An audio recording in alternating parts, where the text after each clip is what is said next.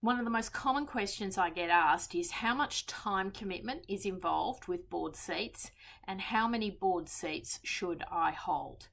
And this is a bit of an evolving area of the market because a lot of boards now are becoming quite busy in terms of their activity. Even we're finding in the sort of the smaller end of the market, small private enterprises, small not-for-profits, we find that the time commitment can actually be quite high. But as a general rule, I say to people that for each board seat that you put into your board portfolio, you should allocate on average 1 day per month per seat. Now, that would be made up of a board meeting potentially, and that may be a few hours, but the real work happens offline. So you may have several hours of reading board papers, talking to your board director colleagues, assessing situations, forming your opinions. And you might have ad hoc emails and correspondence that you need to review, and you'll find that there is actually quite a bit of correspondence that sits around each board seat. So a day per month is a good allocation, but it might be more than that. And particularly if you're chairing the board of directors, you will find that that workload instantly doubles. There is a lot more work, and maybe even trebles if you are chairing and trying to coordinate all the different board members and issues of the day. So when you start to take on 3 and 4 type board seats, you can see how quickly the workload can amplify. Now, it's a big mistake to just assume that the board work is based on the number of board meetings. Often you'll be asked and required to serve on committees. And the committees are often where the bulk of the work happens in the boardroom. This is where you often write your board papers, you formulate your ideas on key challenges that that business might be facing. And so you have to take into account that you might have, let's say, for example, 8 board meetings a year, but you might have 4 board meetings a year based on committees for a certain type of committee, and then you might be on a second committee, and so you might have another 4 meetings. So pretty quickly you can see that the meetings could double. So you might initially think you've got 8 meetings, but in reality you've got 16 meetings. So you have to take that all into account when you're assessing the commitments. And it's a big mistake early on in your career to take on too much responsibility, particularly if you still hold a C-suite or an executive director level role in the market, because you'll find that that time commitment can really get out of balance quite quickly. I was recently on a not-for-profit, and there were some elements of that not-for-profit that weren't functioning correctly. There were some board members that maybe weren't carrying their weight, and so the time commitment was actually quite high, and I was finding every week I was probably allocating quite a few hours to that board. So it sometimes depends a little bit on the journey that that organization is going on, and you have to assess that when you're calculating how much the commitment's going to take.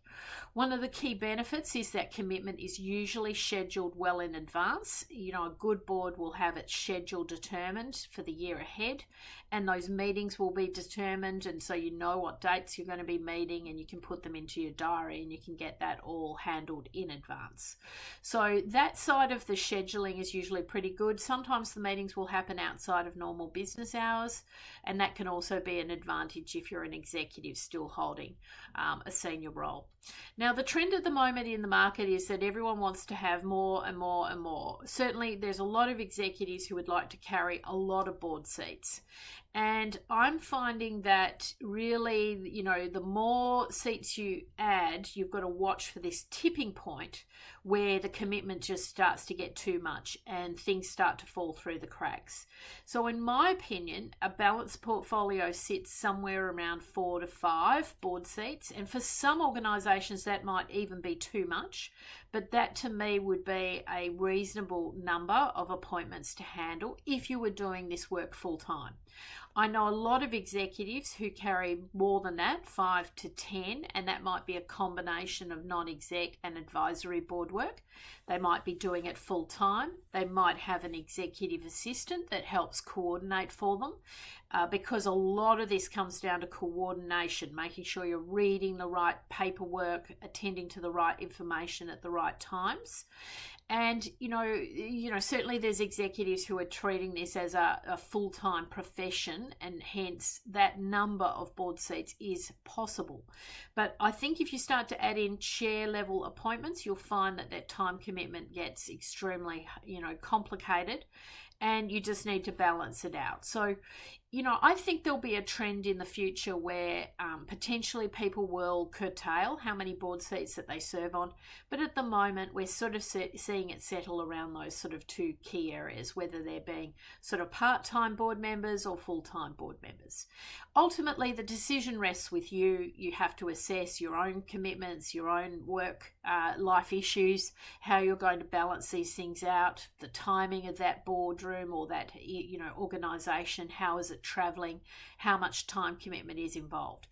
Keep in mind that when things go wrong, the diary kind of goes out the window. I'm aware of a couple of clients who have businesses that are in financial difficulty, regulatory difficulty, and the number of board meetings has gone through the roof.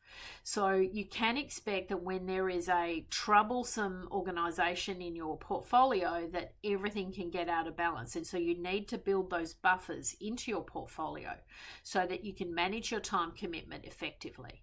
Remember that across the board, your reputation is so important. Just the other day, I was talking to a chair who said to me a particular individual just didn't turn up to a board meeting. No explanation. Probably got busy in that person's work, life issues, have maybe overtaken. There was some sort of reason why that person didn't extend common courtesies. But it has a big impact on your reputation. So professionalism is absolutely key. Being available to attend not only the meetings, but the offline conversations that have to happen. Having some flexibility in your diary to be able to accommodate other people's work issues, because diary management is a key part of this.